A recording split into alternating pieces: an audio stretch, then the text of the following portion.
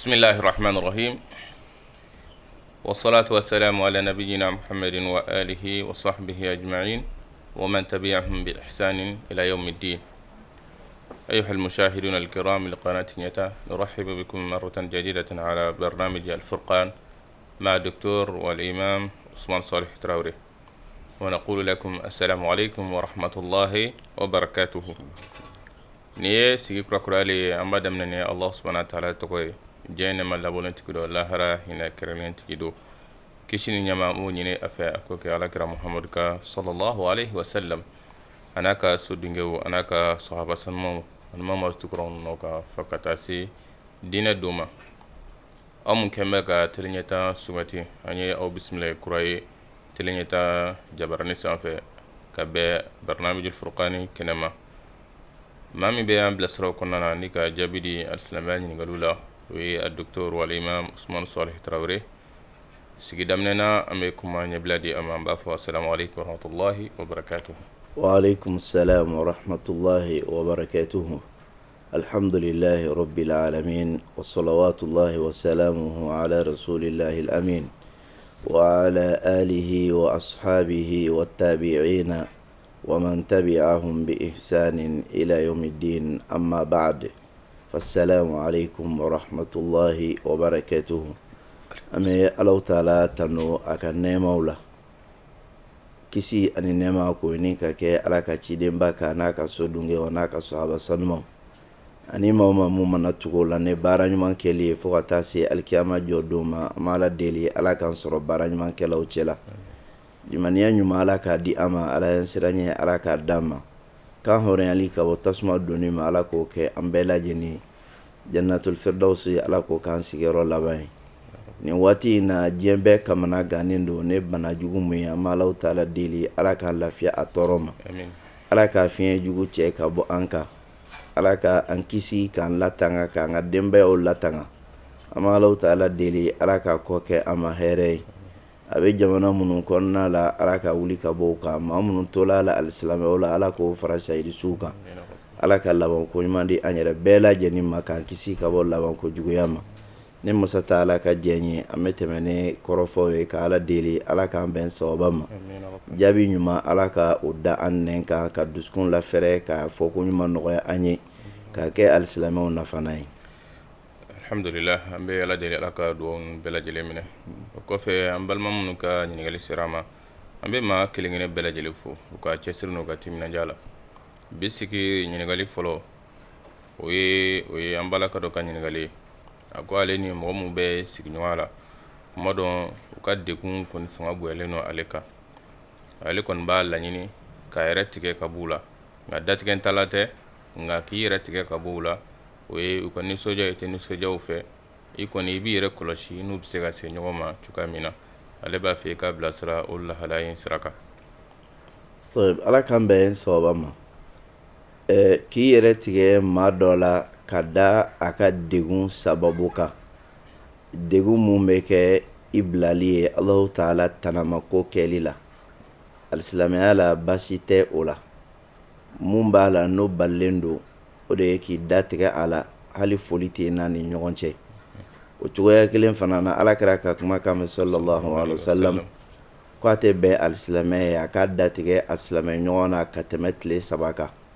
Dɔnkɛlaw y'a ta o hadisa in kɔnɔna la k'a fɔ silamɛ bɛ se ka fɛn kɛ a silamɛ ɲɔgɔn na mun b'a tɔɔrɔ n'a bɛ se ka a kuma ɲɔgɔnya gɛlɛya a ma kosɛbɛ nka kira ye nɔgɔya kɛ ka dan tile saba la. O kɔrɔ de ye k'a fɔ ka jigi tile saba jukɔrɔ ne sababu bɛ yen sariya la a bɛ se ka kɛ. O kɔrɔ ye duma ye maa dɔ ye ala kota ko dɔ la walima i y'a ye fɛn dɔ la fɛn mun b'a la n'a y'a sɔrɔ k'a fɔ a mɛ ja ala tanama ko don. K'i yɛrɛ tigɛ a la fo ka se tile saba ma sariya ye jɛn ma o kɛli la kelen. O cogo kelen fana la n'a y'a sɔrɔ k'a fɔ deli ɲɔgɔnya bɛ n'a ni ɲɔgɔn cɛ i k'i yɛrɛ mabɔ a la walasa k'i yɛrɛ kun makaran sariya t'i bali o fana kɛli ma ka d'a kan Alahu Ta'ala ka alikuranɛ kɔnɔna la ya ayyuhal ladhina amanu alaykum anfusakum la yadurrukum man dalla idha ihtadaytum. Aw maa minnu limanna la k'a ye banba aw yɛrɛ kuma n'aw bamana aw yɛrɛ kuma k'a sɔrɔ a ye maa fililenw la a y'o bilasira a ye o waju o ma sɔn ka waju n'aw bamanan yɛrɛ kuma o kɔfɛ k'o ka fili t'aw tɔɔrɔ ni mun filɛ nin ye dɔnnikɛlaw ko aya in laɲini ye mun ye i n'a fɔ Abubakar Sidiki ka kumakan b'a la cogoya mun na n'i ye maa dɔ ye juguman na i b'a bali ka bɔ juguman kɛli ma i b'i seko kɛ k'a bali ka bɔ juguman kɛli ma ani e yɛrɛ nana dɔn k'a fɔ i n'ale toli ɲɔgɔn fɛ a bɛ na i yɛrɛ sama ka taa juguman in na i bɛ banba i yɛrɛ kuma i k'i yɛrɛ ta k'i yɛrɛ minɛ ale ma o lahalaya in kɔnɔ sariya la o ni datigɛ dala tɛ ɲɔgɔn ye sira la o cogo kelen fana na maa dɔ bɛ kojugu dɔ la e y'a dɔn k'a fɔ k'e ka yɛrɛ tigɛ n'a mɛ kɛ sababu ye k'a tigi kɛ k'a dabila i k'i yɛrɛ tigɛ o tigi fana la sariya la o fana tɛ fɛn balilen ye o cogoya kelen fana la cɛ n'a muso ni ɲɔgɔn cɛla la ne cɛ ye fɛn y'a muso la mun ma diya a y'a waju a ma dabila a k'i yɛrɛ tigɛ a la dilan kan walasa ka se k'a bɔ o kɛwale jugu kan sariya t'o fana jate k'o kɛ baasi ye alimalaw taala deli ala k'a ni maa ɲumanw bɛɛ kan kisi ka bɔ yɛrɛ tigɛ n'a ma kɔfɛ ɲininkali wɛrɛ min bɛ da o kan ko mɔgɔ min ka waleya ye k'a fɔ a bɛ juma dɔrɔn seli dɔgɔkun kɔnɔna na nka seli waati tɔ si a t'a seli yala k'o tigi bɛ jate alisilamɛ ye wa juma dɔrɔn selibaga ne dɛngɛniya y'a dusukun na k'a fɔ ko juma ye wajibi ye seli wagati tɔw a tɛ olu sɔrɔ ka seli ka sɔrɔ dɛngɛniya kelen b'a dusukun na ko seli wagati tɔw fana kɛli ye wajibi ye o tigilama kɔrɔfɔ kɛnɛma na dɔnnikɛlaw ka kumakan na a bɛ jate k'a fɔ ko silamɛ don nka silamɛ alakotala don ka d'a kan a ma seli to yen pewu pewu pewu mun bɛ yen n'ale ye seli to yen pewu pewu pewu a tɛ seli yɛrɛ o tigilamɔgɔ o ye kafiri ye ka da Alakira ka kumakan kan sallallahu alaihi wasallam ko danfara mun bɛ alisilamɛ ni kafiri ni ɲɔgɔn cɛ o ye seli kɛli n'a toli ye ne maa mun y'a to ye kafiriya la n'i y'a kɛ i kɛla silamɛ ye Alakira ka kumakan b'o la sallallahu alaihi wasallam o la kɛbagaw dama bɛ se ka fɔ ɲɔgɔn kɔ kɛbaga dɔ ye jurumibatigi ye o ye nin tigilamɔgɔ ka lahalaya ye maa mun bɛ yen n'a bɛ seli wagati dɔw seli nka a tɛ seli wagati dɔw seli dɛngɛniya b'a dusukun na ko seli wagati ninnu ye wajibi de ye nka ale yɛrɛ de ka salibagatɔya sababu la a tɛ ka se k'a sɔrɔ k'a dafa o tigilamɔgɔ ye jurumitɔ de ye a tɛ se ka fɔ a ma ten ko kafiri silamɛ don nka silamɛ jurumibatigi don ka d'a kan seli farida kelen toli a bɛ don kɛbayira jurumi kɔnɔna la nka n'a y'a to yen pewu pewu a tɛ seli yɛrɛ o kɔni saliya don saliya tɛ sariya la o de bɛ bɔ diinɛ kɔnɔna la wallahu ta'ala a'lam o kɔfɛ an baliman wɛrɛ ka ɲininkali min bɛ da o kan o ye ko kuma dɔ seli waati bɛ tɛmɛ mɔgɔ kan k'i to ka émission dɔ lamɛn radio sow la ani kuma dɔ i bɛ ka émission dɔ lajɛ télé la a dɔw la i b'a sɔrɔ émission nafamaw don nka n'i y'a tigɛ ka taa seli i bɛna sɔrɔ a taara k'i to yala i ka seli yakariya ni sababu ninnu kama silamɛya bɛ kiti jumɛn di o la seli waati tɛmɛli ye lahalaya fila ye a lahalaya fɔlɔ ye duman ye seli bɛ kɛ misiri la waati mun na ne jama caman bɛ o wagati de dɔn o wagati tɛmɛli o ye lahalaya dɔ ye lahalaya filanan ye duman ye misiri seli wagati o ko tɛ nka seli yɛrɛ kan ka kɛ furancɛ mun kɔnɔ sariya la o tɛmɛli ko don mun ye lahalaya fɔlɔ in ye misaliya bolo ma an fɛ i b'a sɔrɔ lagansara bɛ seli 16h n'a y'a sɔrɔ k'a fɔ mɔgɔ dɔ b'a la ka fɛn dɔ lamɛn 16h 16h wagati ale bɛ k'a lamɛn nka fɛn in bɛ ban yanni 16h30 cɛ nka misiri kɔni bɛ seli ka sɔrɔ ale ma tila nin fɛn in lamɛnli la o ye lahalaya fɔlɔ ye lahalaya filanan ye duman ye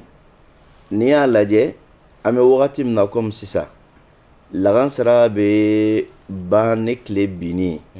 tile bɛ bin Bamakɔ yan nin wagati in na fo ne 6h tɛmɛna ni miniti 43 ye o la o kɔrɔ de ye k'a fɔ mɔgɔ mun b'a to yen fo 6h mana tɛmɛ ni miniti 43 ye ka sɔrɔ ka lagansara seli o kɔni selila ka sɔrɔ wagati bɔ la n b'a jigiya nin tigilamɔgɔ ka ɲininkali kan t'o ma n'a kanto ma fa kan bɛ misiri bɛ seli wagati mun na o de taali la k'ale to lahalaya ye fila ye ne cɛ don misirila seli y'a kan wajibi de ka da alakira ka kumakan kan sallallahu alaihi wasallam alakira ko n'ale tun bɛ maa dɔ sɔrɔ a bɛ mun bila jama ɲɛ a bɛ jama dɔw fana yamaruya u ka lɔgɔ fara ɲɔgɔn kan ale n'o bɛ wuli ka don Madina dugu kɔnɔ cɛ o cɛ mun dalen don a ka so kɔnɔ n'o mana misiri la seli wagati la ka maaw to ka seli misiri la k'a b'o bɛɛ ka so jɛnɛ o kunna nin ye alakira ka kumakan ye sallallahu alaihi wasallam dɔnnikɛlaw y'a ta ni hadisa in kɔnɔna la k'a fɔ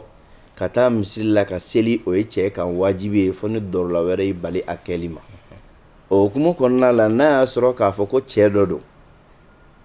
misiri bɛna seli k'ale to fɛn dɔ lajɛli la a k'a dɔn k'a fɔ a ye haramu kɛ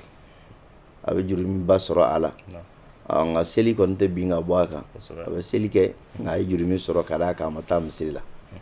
nka n'a y'a sɔrɔ k'a fɔ muso don misiri seli t'o kan wajibi ye o la ale b'a ka so kɔnɔ de madama a bɛna seli nin kɛ a waati kɔnɔna la ka ban hali ni misiri selila k'a to baasi t'a la misaliya bolo ma ne maa mun ye lahansara seli Bamakɔ yan 17h i y'a seli a wagati la ka d'a kan lahansara wagati bɛ ban fo tile binni de tile dun bɛ bin fo 18h mana tɛmɛ ni miniti 43 ɲɔgɔnna de ne ye lahansara seli 17h la i y'a seli a wagati la nka i tɛna misiri kɔni sɔrɔ misiri mun bɛ yen k'i b'a fɔ k'o bɛ seli fo 17h a dɔw la o bɛ seli 16h ɲɛkɔrɔ walima 16h mana tɛmɛ dɔɔni walima 16h yɛrɛ de la o bɛ seli o de la o la ni mɔgɔ mun ye cɛ ye a tɛ bɛn ale ye a ka to fɛn wɛrɛ lamɛnni la k'a to seli ka kɛ misiri la k'a to n'o tɛ a bɛ jurumi sɔrɔ nka ni muso don madama a bɛ seli waati kɔnɔna la ka ban sariya la basi foyi t'a kan n'a bɛ nafa sɔrɔ ni émission in na k'o lamɛn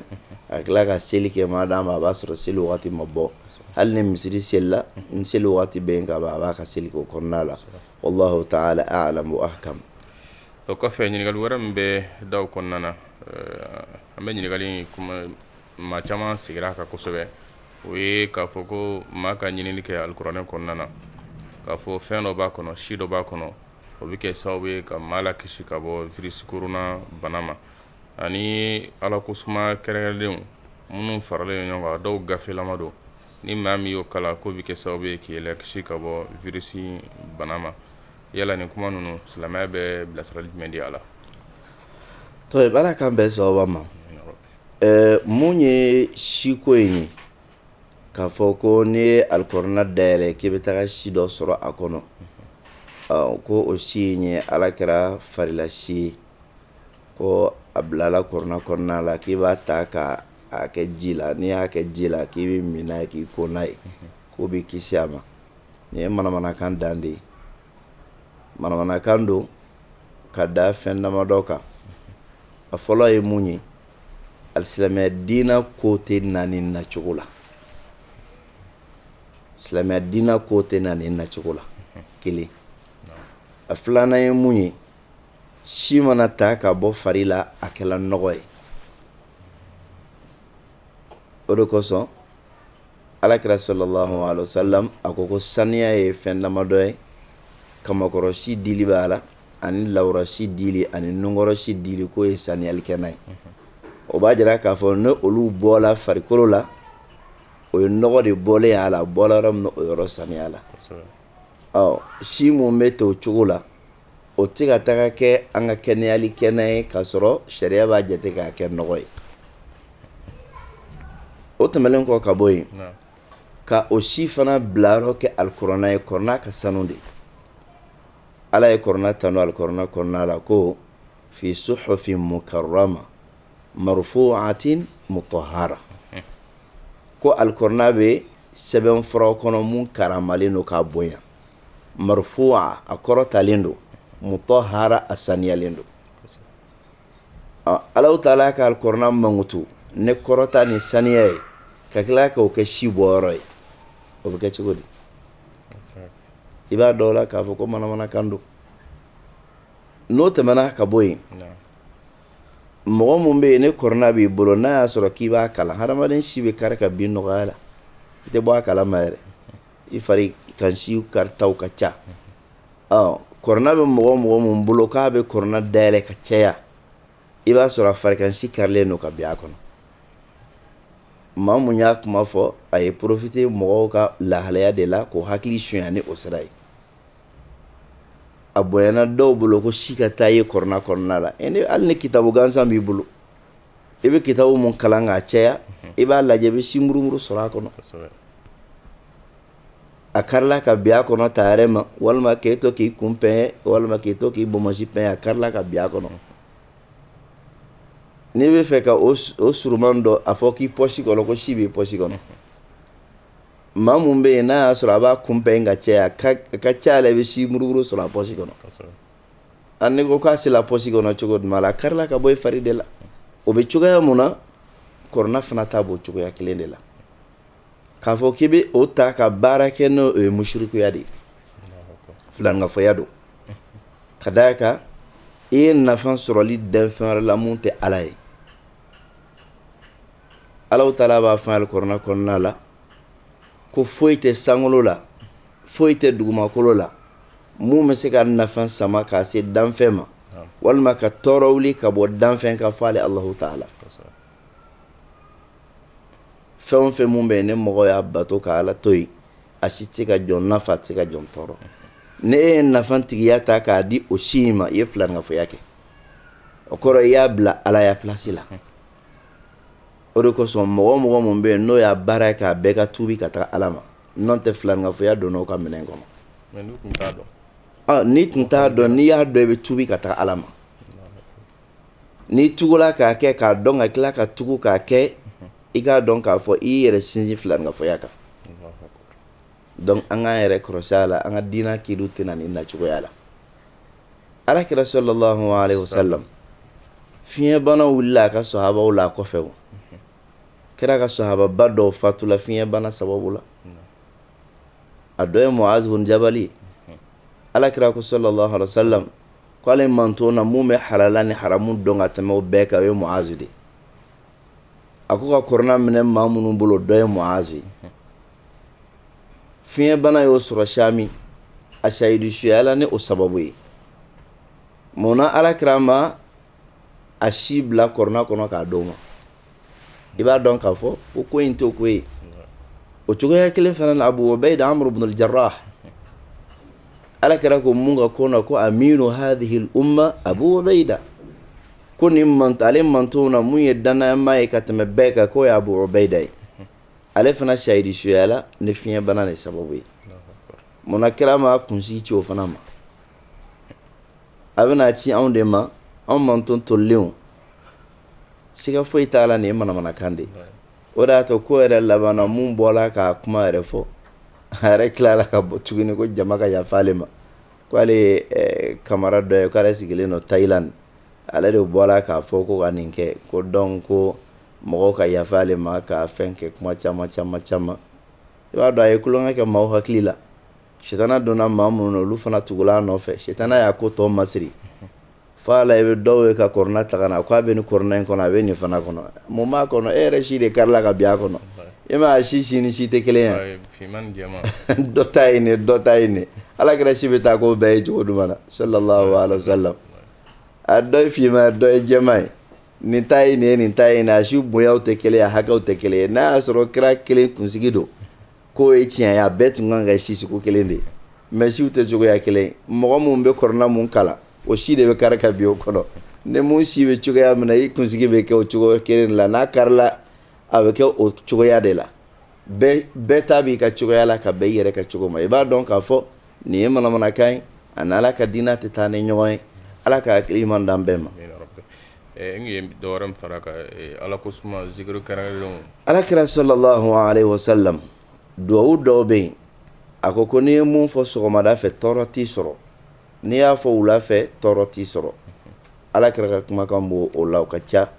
o dɔ ye alakira sallallahu alaihi wasallam a b'a fɔ bisimilahi alladhi la yadurru ma'a ismihi shay'un fil ardi wala fis samai wa huwa as-sami'ul alim bisimilahi alladhi la yadurru ma'a ismihi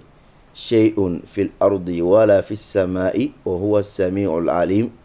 bismillahi alladhi la yadurru ma'a ismihi shay'un fil ardi wala fis samai wa huwa as-sami'ul alim. Alakira ko sallallahu alaihi wasallam ko ne maa mun ye nin fɔ sɔgɔma siɲɛ 3 ko tɔɔrɔ t'i sɔrɔ, wula fɛ n'i y'a fɔ siɲɛ 3 tɔɔrɔ t'i sɔrɔ su kɔnɔna la. Kira ka kumakan ye ninnu ye. O la ninnu fɔlen a ko tɔɔrɔ t'i sɔrɔ, nin bɛɛ ye tɔɔrɔ dɔ ye. O cogoya kelen fana na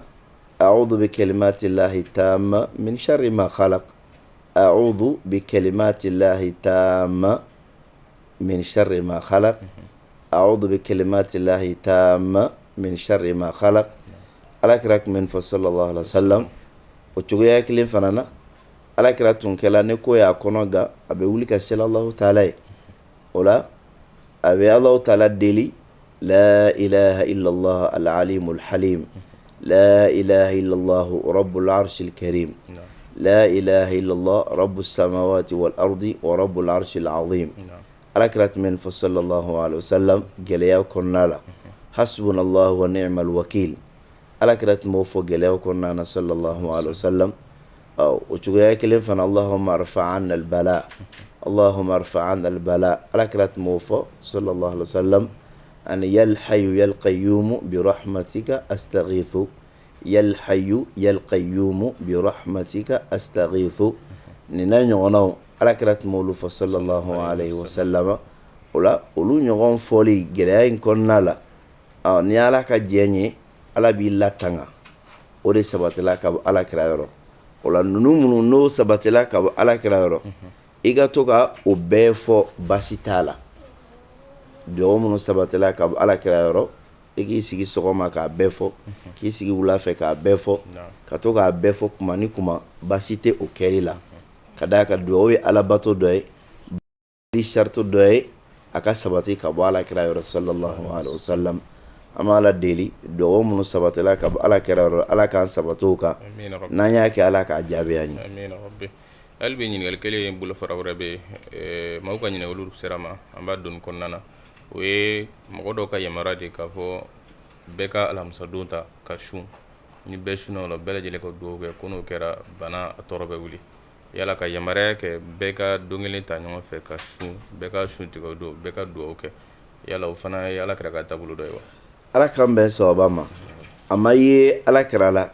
ko gɛlɛya dɔ nana ne kira ko sahabaw ma ko bɛɛ ka su nin don in na. O ma ye kira la sallallahu alaihi wasallam. O cogoya kelen fana na alakira fatulen kɔfɛ sallallahu alaihi wasallam, fiɲɛ bana ye sahabaw sɔrɔ. Nka a ma ye o la k'i b'a fɔ ko o ye don dɔ kɛrɛnkɛrɛnya k'a fɔ k'an ka nin don in sun ka Alahu taala deli Ala ka bana in wuli ka bɔ an kan. O ma ye o la. O la ko in bɛ to duma ma, don minnu ye bato kɛ don y'an bolo n'o ye lasulu ye, an ka batow kɛ o kɔnɔna la k'an to batow la ka Ala deli. O ye ko ye ko mun b'a la ne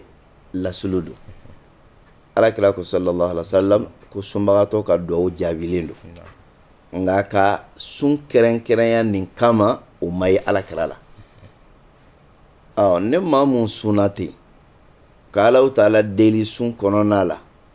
nin tɔɔrɔ in bɛ Ala k'a wuli, an b'a jigiya k'a fɔ i ka dugawu bɛ jaabi. Nka mun ye k'a fɔ bɛɛ ye bɛɛ ka jɛ ka sun ɲɔgɔn fɛ ka da nin tɔɔrɔ in kan, an m'o ye alakira la sallallahu alaihi wasallam. N'i y'a lajɛ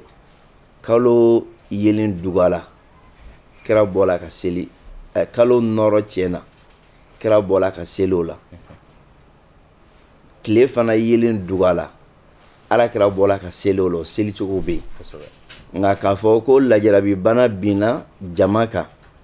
ko kira ye nin seli in kɛ walima a ye nin sun in don, o ma ye alakira la sallallahu alaihi wasallam. O la madama n'a ma ye alakira la, hɛrɛ bɛɛ bɛ alakira ka taabolo tuguɲɔgɔnyali de la. Maaw ka dugawu kɛ dugawu minnu mɛnna ka bɔ alakira yɔrɔ sallallahu alaihi wasallam. An kana fɔ k'a fɔ k'an bɛ bato kɛrɛnkɛrɛnya o kɛli kama madama ma ye alakira la sallallahu alaihi wasallam. Nin de ye kɔrɔfɔ la kɛnɛma ye, wallahu ta'ala a'lam. N bɛ lajɛkɛlaw, an bɛ ji min dɔɔni, an bɛ tila ka segin ka na teleso kɔnɔna na. Aw ni ce a ka majɔ la. Wa sallallahu ala nabiyina Muhamadillahi rabbil alamin wa salatu wa salamu ala nabiyyina Muhammadin wa alihi wa sahbihi ajma'in. Alhamdulillah, sigi kura ye ka hakili ji k'a fɔ ɲininkaliw bɛna sira minnu fɛ o nɛgɛjuru sira filɛ nin plus 223 50 20 90 52 ɲininkaliw bɛna a sɛbɛnni whatsapp sira fɛ walima message fɛ walima a vocal lama ala k'an bɛ sababa ma ɲininkali min n'an bɛ wuli o la o ye ko yala alikuranɛ kɔnɔna na walima alakira sallallahu alaihi wasallam ka kumakanw na fɛn min ye nin bana in maaw bɛ ka kibaruya jɛnsɛn k'a fɔ ko a nana k'a ta tɔgɔ ma ka tila ka nin waati in jira k'a fɔ k'a bɛna kɛ fana yala kumakan ninnu ye kumakan sanuma ye wa ni Madu ka ɲininkali. ala k'an bɛn sababa ma kɔrɔfɔ mun b'a la ka yɛrɛ kɛ maa dɔw ni ɲɔgɔn cɛ k'a fɔ ala ka alikuranɛ sura mun bɛ yen ni ala ye alakira kumaɲɔgɔnya a kɔnɔna la n'a bɛ fɔ sura in ma ko suratul mudaththir e mun kelen don k'i yɛrɛ meleke n kan b'i ma ala ye kira wele ne yɛrɛ melekela ye ka kuma ɲɛnama dɔw f'a ye k'a bilasira maa minnu bɛ yen n'o balalen don nin sura in na k'a la tɔnɔ min k'a fɔ ko b'a jigi k'a kɔrɔ kɛ ni bana in ye i k'a dɔn k'a fɔ ani alikuranɛ tɛ taa ni ɲɔgɔn ye alikuranɛ dila alakira ma sallallahu alaihi wasallam o ma kɔrɔ mun dɔ k'o fɔ a la a tɛ bɛn maa ye i k'a fɔ k'i ka o kɔrɔ ɲini k'o fɔ a la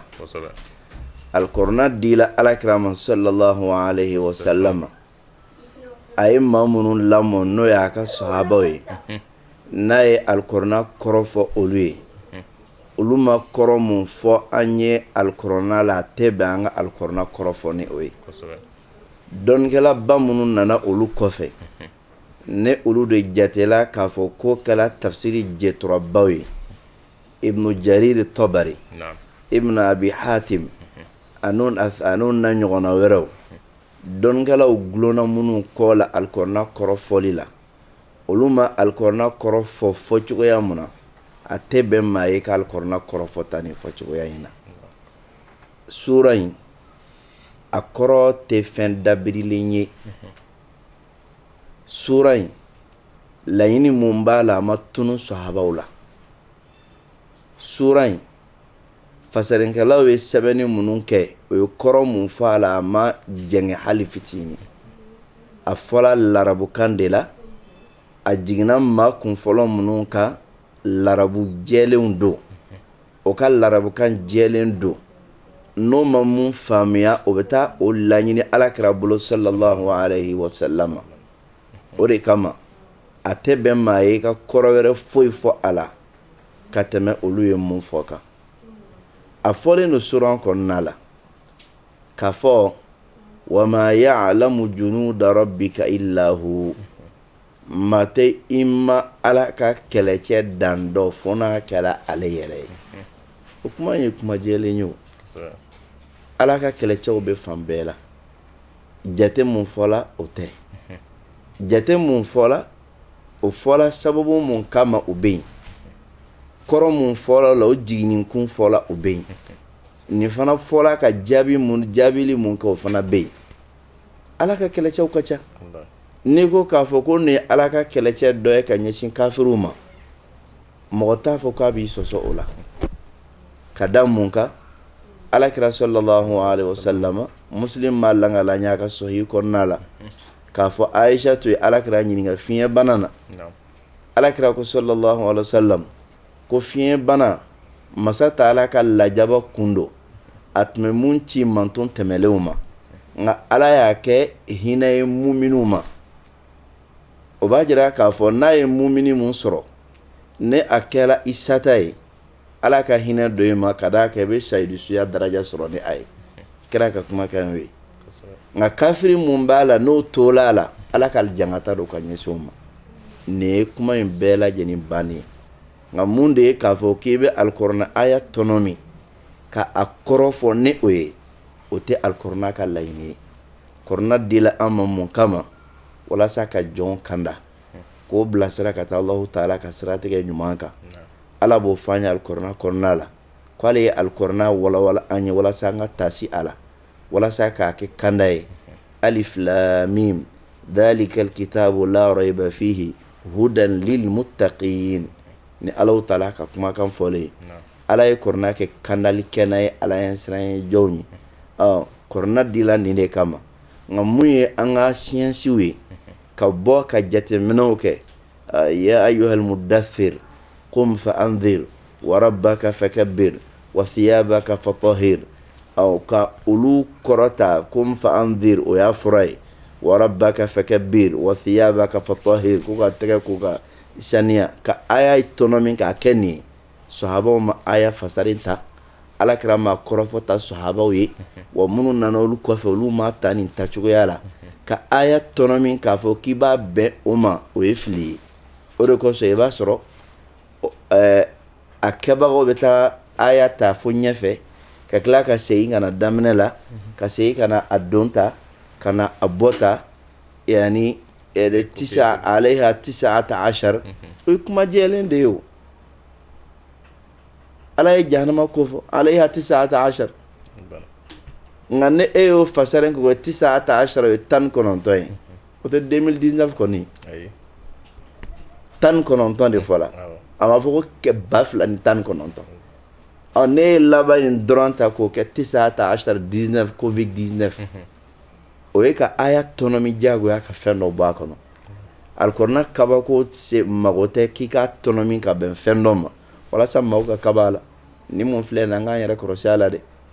ka d'a kan waman azlamu mimman iftara ala allahi alkadiba maa tɛ yen maa mun ka tɔɲɔli ka bon ka tɛmɛ maa mun ye kuma fɔ k'a da ala la nkalon da ala la nkalon dali ala la o kɔrɔ ye o dɔ ye jumɛn ye Alahu taala ka kumakan ala ka ciden ma kɔrɔ mun fɔ ye a la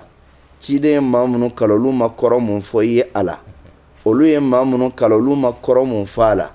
e yɛrɛ ka o kɔrɔ fɔ a la ka ala ka kuma kɔrɔ fɔ ni o ye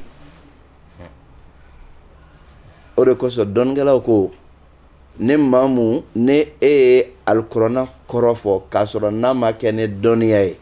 hali n'i ka fɔta kɛla sababa ye k'i ye nkalontigɛla ye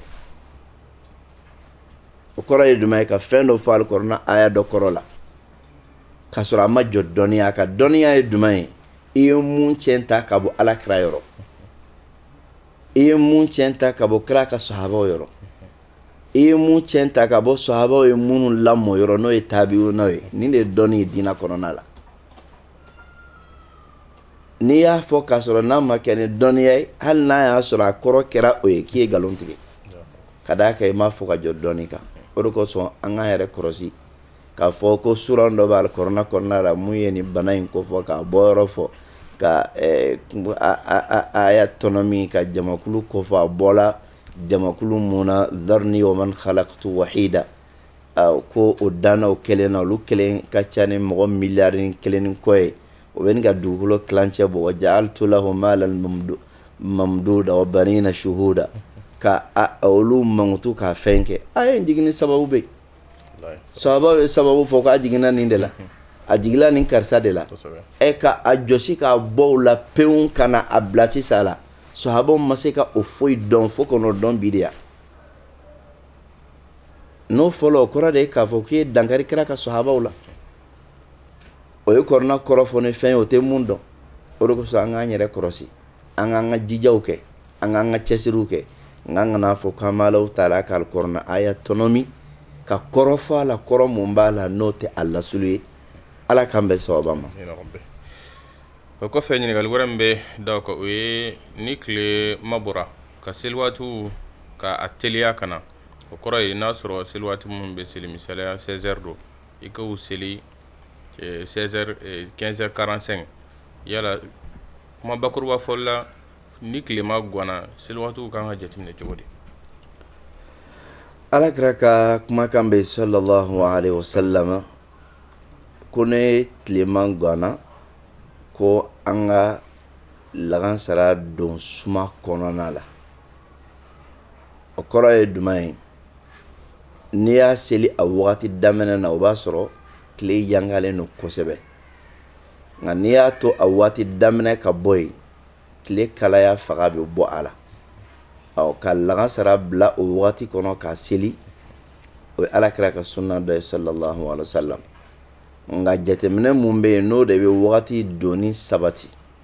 n'o sabatila dɔrɔn seli bɛ se ka kɛ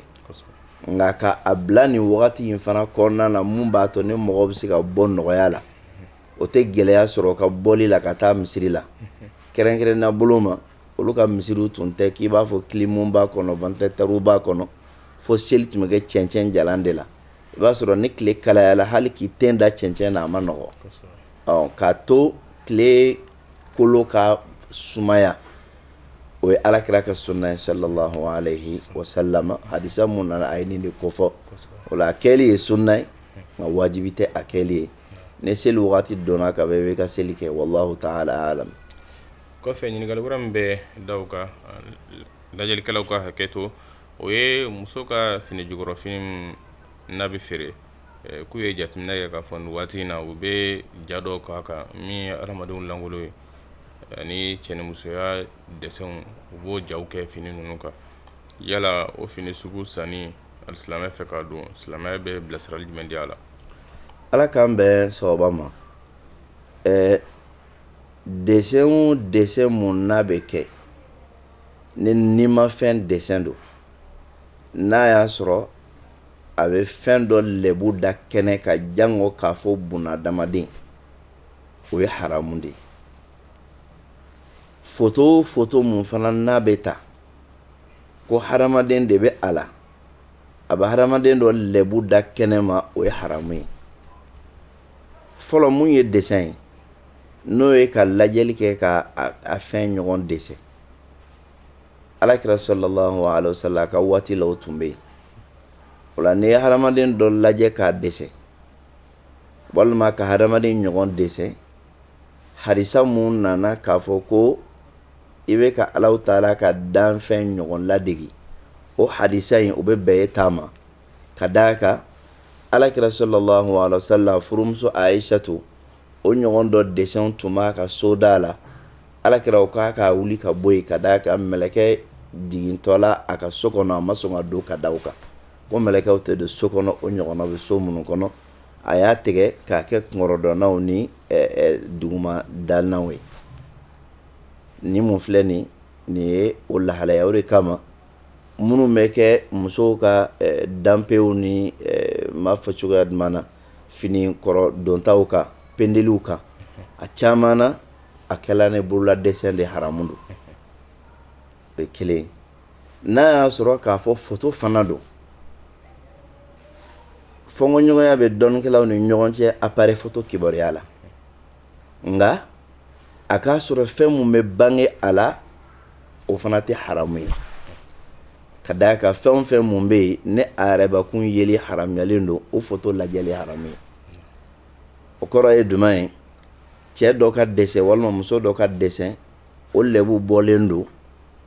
o yɛrɛbakun yeli ye haramu ye cogoya mun na o foto fana cogoya lo ye haramu ye hali ne bolola dessin tɛ n'a foto dɔ ye haramu ye o la kuma in bɛ munumunu duma da fɛ k'a fɔ k'a kuntala surunya musow bɛ nin mun kɛ ka dessinw kɛ mun ye cɛw ani musow dessinni ye pendeliw sanfɛ walima k'a kɛ daraw sanfɛ dara minnu bɛ bin dilan kan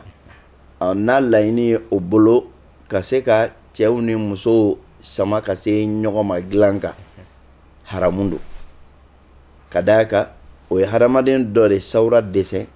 walima o ye dɔ de foto ta k'a nɔrɔ o ka o dara ninnu na o ka o pendeli ninnu na walima o ka magoɲɛfɛn wɛrɛ ninnu na o ye o waleya mun kɛ o ye haramu de ye foto n'a kiti don dessin n'a kiti don waleya in yɛrɛ fana kɛli n'a kiti don a bɛɛ ye haramu de ye o de kosɔn an balimamusow ko yɔrɔ ma janya ka bɔ a la k'a kɛ daraw sanfɛ a dɔw la o b'a kɛ sɔgɔli yɛrɛ la o b'a dessin kɛ k'a sɔgɔ i b'a sɔrɔ cɛ ni muso o melekelen don ɲɔgɔn na cogo dɔ la haramu don walima k'a kɛ cogoya wɛrɛ la mun yɛrɛ dɔw langali ka go da la k'o bin dilan k'a faamuya dɔrɔn ko non ne ni cɛ dɔrɔn don mɔgɔ wɛrɛ t'a ye o ye haramu de ye i fatula bi mɔgɔ dɔw bɛna kɛ i ka dara kɔ i ka dilan minɛnw labɔ e ka armoire kɔnɔ n'a bɛ bɔ ka nin ɲɔgɔnna sɔrɔ yen e yɛrɛ bɛ maloya n'a ye k'a sɔrɔ hali n'a y'a sɔrɔ i tɛ balo la dugukolo sanfɛ hali ni o yɛrɛ tɛ a haramuyalen don cogoya mun na cɛ ni muso ka sigi k'o bɛ jajugu lajɛ porno ɲɔgɔn lajɛ walasa ka o nege don ɲɔgɔn na o ye haramu ye cogoya mun na nin fana ye haramu ye o cogoya kelen de la donc ka d'a kan Alahu taala b'a fɔ alikuranɛ kɔnɔna la inna sama wal basara wal fuada kullu ulaika kana anhu mas'ula ko tulo ka mɛnta ani ɲɛ ka yelita ani dusukun yɛrɛ ka fɛn faamuta ko lahara jɔ don na Ala bɛ taa ɲininka a bɛɛ la o la fɛn o fɛn mun bɛ yen n'a y'a sɔrɔ k'a fɔ i bɛ maloya n'a ye jɔn k'a y'i bolo maloya n'a ye Alahu taala k'a y'i bolo Ala mun bɛ yen n'ale ka ɲɛnafilɛli dogolen tɛ foyi la o la nin ɲɔgɔnna b'an balimamuso minnu bolo ni ŋɛniya ɲumanya don u bolo kuma dɔw la u ka séminaire kɛyɔrɔw la i b'a sɔrɔ a dɔw donnen don fɛn kɔnɔ u bɛ k'a feere cogo bɛɛ la u hakili la ko halalaw don ka d'a kan u bolo a bɛ cɛ ni muso dɔrɔn de ni ɲɔgɔn cɛ dilan kan nka haramu don ka d'a kan e mun bɛ na ye e bɛ ka ja dɔ de lajɛ mun tɛ ye cɛ mun fana bɛ na ye a fana bɛ ka ja dɔ ye mun t'ale ye o la o lajɛli ye haramu ye hali n'a y'a sɔrɔ k'a fɔ a tɛ mɔgɔ kofɔ kɛrɛnkɛrɛnnenya bolo ma an bɛ Ala deli Ala k'an bɛn sababa ma. O kɔfɛ ɲininkali wɛrɛ min bɛ da o kan o tigi ko ale muso don cɛ dɔ tun y'a laɲini cɛ min n'a sɔrɔ furu waleyaw n'o ye furu ɲɛbila baaraw bɛɛ tɛmɛna u ka dumɔgɔw ni ɲɔgɔn cɛ kɔrɔ ye furunafolo bɛɛ dira fɛn bɛɛ dira a tɔ tora muso ka don furusiriw bɛɛ kɛra a tɔ tora muso ka don ale kɔni y'a ɲini cɛ fɛ ko cɛ ka sabali ka waati dɔ makɔnɔ cɛ y'a yira ale la k'a fɔ ale tɛna se ka sabali ko waati kofɔlen makɔnɔ wa cɛ tilala k'a fɔ ale ɲɛna n'i ma sɔn an ka furu kɛ nin waati la ni n lajarabila n'i ye jɛnɛya kɛ i b'a jurumu ta yala k'ale b'o jurumu ta wa ale kan ka mun fana kɛ. Ala k'an bɛn sababa ma ale t'o jurumin ta dɛ cɛ ka jurumin b'a kan na furu kɛbaliya retard la n'a y'a sɔrɔ k'a fɔ tɔɲɔli bɛ a kɔnɔ ka ɲɛsin cɛ ma o tɔɲɔli o kɔni jurumi o b'o ta nka mun ye k'a fɔ cɛ tagala don Ala kota mun na ko jurumi bɛ da muso kunna o tɛ dɛ a bɛ n'a fɔ misaliya bolo ma cɛ minnu dɔw bɛ taa taama sira fɛ ko musow t'o kɔ muso k'a fɔ ko bɔn ko n'i ye fɛn o fɛn mun ka jurumi bɛ i kunna cɛ ka tila k'i jɔ ko awɔ ko ne jɛnna n'a ye n b'a jurumi ta o kɛla o kɔnɔ o ye manamanakan de ye e ye fɛn o fɛn mun ka jurumi b'i yɛrɛ de kunna cɛ ka foyi t'a la dɛ n'a y'a sɔrɔ k'a fɔ toli man di ye ka cɛ makɔnɔ i tɛ ka sabali o la n'a bɛ furu la a bɛ furu wuli de mɛ k'a fɔ dɛ n'i ye fɛn o fɛn mun kɛ k'a jurumi bɛ ka o ye fu de ye sariya la o tɛ bɛn ou bien i b'a sɔrɔ furuso dɔ kɔnɔna na cɛ bɛ lajarabi ne kurusi jala lagosi ye a b'a fɔ muso ye ko bɔn ko to n ka furu kɔnɔna la i kana bɔ furu kɔnɔ donc ne yɛrɛ jɛn d'i ma n'i yɛrɛ sera ka i yɛrɛ mago dilan cogo cogo la n ye jɛn d'i ma a la sariya la o tɛ ka kɛ o ye haramu de ye Ala ka hakɛ ye Ala ka hakɛ de ye mɔgɔ tɛ ka o jɛn di mɔgɔ ma mɔgɔ tɛ ka o kɔngɔ ta mɔgɔ ye wala taziru waziratun wizra ukhra Ala ko ni jurumitɔ tɛ doni ɲu ni wɛrɛ ka jurumi doni na alikiyama jɔ don na i ye mun kɛ i kungo don maa mun y'i dɛmɛ a la o bɛ se ka dɔ sɔrɔ a la i nɔfɛ nka a kungo ye e de ta ye mun kɛla a kɛbaga ye Ala k'an bɛn sababa ma. Amina rabbi. O kɔfɛ ɲininkali wɛrɛ min bɛ da o kan o tigi ka ɲininkali bɛ ko sunkalomakɔnɔ samatiya k'a b'a fɛ ka dɔ fɔ a la alakira ka taabolo la sallallahu alayhi wa sallam. Alakira sallallahu alayhi wa sallam sunkalomakɔnɔ dɔnna a bolo ne samantiya damadɔ fɔli ye a ko la a fɔlɔ ye jumɛn ye alakira ko sallallahu alayhi wa sallam ko dhaka shahrun yaghfulu anhu kathir ko kalo don mɔgɔ caman bɛ ɲina mun kɔ bayna rajab wa ramadan a bɛ kamundun kalo ani sunkalo kalo ni ɲɔgɔn cɛ rajaba ye lahɔrɔma kalo ye o kɔfɛ sunkalo yɛrɛ bɛ yen ale cogolen don fila ni ɲɔgɔn cɛla la mɔgɔ hakili bɛ to rajaba la o miiri bɛ da sunkalo kan o bɛ ɲina nin kɔ joona k'a sɔrɔ ko kalo in kɔnɔna la ko turfaw a'malul ibad jɔn ka baara bɛ kɔrɔta ka taa Allahu taala ma o la dɔnnikɛlaw ko baara bɛ kɔrɔta lahalaya damadɔ la dɔgɔkun baara o bɛ kɔrɔta ka taa Ala ma tɛnɛdon ani alamisadon mun ye san baara ye o bɛ kɔrɔta ka taa Allahu taala ma sunkalomakɔnɔ de kɔnɔna la alakira ko sallallahu alaihi wasallam hadisa wala tugun albani mun kɛnɛya k'a fɔ ko ne sunkaloma kɔnɔ camancɛ su sela a su 15nan ko Alahu taala bɛ i poyi jɔn dusukun kan jɔn mun b'a la n'o ye ala kɛlɛbagantiya jɔn ye tɛ filani ka fɔ ye jɔn mun b'a la ne juguya ti dusukun kɔnɔ ka ɲɛsin balima silamɛ dɔ ma ko ala bɛ yafa o bɛɛ ma nin yela alakira ka kumakanw kɔnɔ sallallahu alaihi wasallam o b'a jira k'a fɔ kaloba don jɔn ka san baara kɔrɔta kalo don wa ala ka yafa muminun fana ma a kɔnɔna la o kɛli kalo don o de kosɔn alakira sallallahu alaihi wasallam a tun bɛ tɛnɛndon ni alamisadon sun ko walasa ale ka baara ka kɔrɔta k'a sɔrɔ a bɛ sun na a bɛ bato dɔ la cogoya mun na a yela la Aishatu ka hadisa langalen ani Ummu Salamata ka hadisa langalen k'a fɔ kira tun kɛra sallallahu alaihi wasallam a bɛ sunkaloma kɔnɔ bɛɛ sun walima a b'a sun fo k'a tɔ to dɔɔnin hadisa fɔla fɔcogo fila la kelen ko k'a tun b'a bɛɛ sun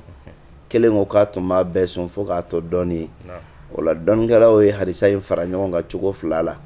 dɔw y'a jira k'a fɔ hadisa mun ko k'a tun b'a bɛɛ sun fo k'a tɔ to dɔɔnin ko an bɛ hadisa mun ye a bɛɛ sun fɔ an b'o fasare ni nin ye o la kɔrɔ tɛgɛ k'a fɔ k'a bɛɛ sunni yɛrɛ don nka a fan caman sunni don olu y'a kɔrɔfɔ ta nin cogoya la dɔw yɛrɛ ko la qaida dɔ bɛ ko i'malu nassayni awla min ihmali ahadihima ne dalu fila nana i bolo kiti dɔ la k'a fila bɛɛ la baara ko ka ɲi ka tɛmɛ i ka dɔ bila ka dɔ ta kan o hukumu kɔnɔna na olu ko hadisa mun y'a fɔ kira tun bɛ a bɛɛ sun ko kɛla san dɔw lahalaya ye hadisa mun y'a fɔ k'a tun b'a bɛɛ sun fo k'a tɔ to dɔɔnin o kɛla san wɛrɛ dɔw lahalaya ye Sheikh Abdulahi ibn Baz rahimahullah ala ye nin de suganti k'a fɔ ko a bɛ bɛn ye san dɔw la i ka sunkaloma kɔnɔ bɛɛ sun san dɔw la i k'a bɛɛ sun k'a tɔ to dɔɔnin i kana bɛɛ sun n'o kɛra k'i ye baara kɛ ni hadisa in fila bɛɛ ye o la nin de ye alakira ka taabolo ye a kɔnɔ sallallahu alaihi wasallam ani k'i labɛn sunkalo sunni ko ɲuman kama a kɔnɔ alakira sallallahu alaihi wasallam a ye sahabaw lamɔ o kan a tun bɛ fɔ sunkaloma kɔnɔ ma ko shahrul qurra kɔrɔna kalanaw ka kalo ka d'a kan kɔrɔna kalanaw tun bɛ kɔrɔna kalan nin kalo in kɔnɔna la a dɔw ni baara wɛrɛw tun b'o la mun tɛ mɔgɔla kalan ye mun tɛ kɔrɔna kalan ye i b'a sɔrɔ bɛɛ tun b'o ka baaraw lajɔ sunkaloma kɔnɔ walasa ka kɔrɔna kɔsegin ka ɲɛ walasa o ka se ka baraji caman sɔrɔ a la sunkalo kɔnɔna la o la sunkalo ye labɛn kalo sunkaloma kɔnɔ ye labɛn kalo de ye sunkalo kama an bɛ Alahu taala deli ala ka sunkalo don an ka hɛrɛ la ka sunkaloma kɔnɔ tiima an bolo hɛrɛ la k'an dɛmɛ an ka se ka labɛn ɲuman k'a kɔnɔ ka se ka sunkalo tɔnɔma bɔ. ɲininkali kelen fana i ko Shaban kalo n'o ye jɔn ka baara bɛ yira ala la yala don kɛrɛnkɛrɛnnen dɔ de bɛ baaraw bɛ yira ala la walima. Alakira sallallahu alaihi wasallam a ka hadisa mun na ne a y'a fɔ ko fihi turfa'u a'malul ibad ko a kɔnɔna na jɔn ka baara bɛ kɔrɔta ka taa ala ma n'i y'a lajɛ o hadisa in na kɛra ma don kɛrɛnkɛrɛnnen fɔ nka dɔnnikɛla dɔw ka kumakan na olu y'a jira k'a fɔ k'a tile 15nan don nka n'i y'a lajɛ o ta hadisa kɔnɔna la fɔ a sababu la tafsiri dɔw yɛrɛ nana Alahu taala b'a fɔli ma ko fiha yufraqu kullu amrin hakim dɔw y'a kɛ sunkaloma kɔnɔ su 15nan ye i n'a fɔ ne ye Mujari Tɔbari lajɛ kumakan dɔ nana minnu y'a fɔ ta k'a fɔ ko sunkaloma kɔnɔ su 15nan de kɔnɔna la yufraqu kullu amrin hakim nka dɔnnikɛla fanba ta ala mun kan o ye Laylatul Qadri de ye k'a kɔrɔ de o de kɔrɔfɔ ka kɛnɛ kosɛbɛ a ko o yufraqu kullu amrin hakim mun bɛ kɛ o dɔ ye jɔn ka baara kɔrɔtalen ka taa Alahu taala ma k'o y'a camancɛ don de ye nka kira ma kɛrɛnkɛrɛnyali d'a ma a la ka d'a kan kira ma a tile 15nan kɛrɛnkɛrɛnya ne sun ye walima ka su kɛrɛnkɛrɛnya ne sufɛ nafila ye i n'a fɔ a ye tɛnɛndon ni alamisadon kɛrɛnkɛrɛnya cogoya min na ko ka d'a kan ko jɔn ka baara bɛ kɔrɔta a kɔnɔ nka kira tun bɛ sun don a bɛɛ de kɔnɔna la a ko baara bɛ kɔrɔta kalo in kɔnɔ nka kalo in don duman don hadisa kɛnɛma ma o kɛrɛnkɛrɛnya k'o d'a ma wallahu ta'ala alam. Alhamdulillah a dɔ la an bɛ sɔn ka ɲininkali a ɲɔngiri yan nɔ ka da waati kurunin kan docteur wala imam ni kuma laban bɛ bolo an bɛ segin ka Alahu Taala deli gɛlɛya mun bɛ diɲɛ bɛɛ kan n'o ye coronavirus ko kibaruya in ye Ala ka a wuli ka bɔ an kan Ala ka an lafiya a ma Ala ka kɔ kɛ an ma hɛrɛ ye Ala ka kɛ alisilamɛ bɛɛ ma hinɛ ye Ala ka an kisi ka bɔ a tɔɔrɔ ma Ala k'an latanga k'an ka denbayaw latanga ka an ka zuriyaw bɛɛ latanga ka bɔ a tɔɔrɔ ma a ye kasaraba kɛ jamana minnu na an b'a la deli Ala ka kɔfali o ye hɛrɛ caman b'a la Ala ka laban ko ɲuman di an ma sunkalo mun bɛ sɛnsɛn na ka na Ala ka don an kan ni hɛrɛ ye Ala ka don ni barika ye Ala ka bɛnseman di an ma Ala k'an dɛmɛ a bato kɛ ko ɲuman na kɔnɔ i n'a fɔ an bɛ deli k'a kɛ ka tɛmɛ cogo min na walima ka ɲɛ ka tɛmɛ o yɛrɛ kan هذا وصلى الله على نبينا محمد وسلم والحمد لله رب العالمين nigi yaw garisga bisi konnana ka ala deli ala ka sigira wara yirana here ani baden konnana wassalamu alaikum wa rahmatullahi wa barakatuh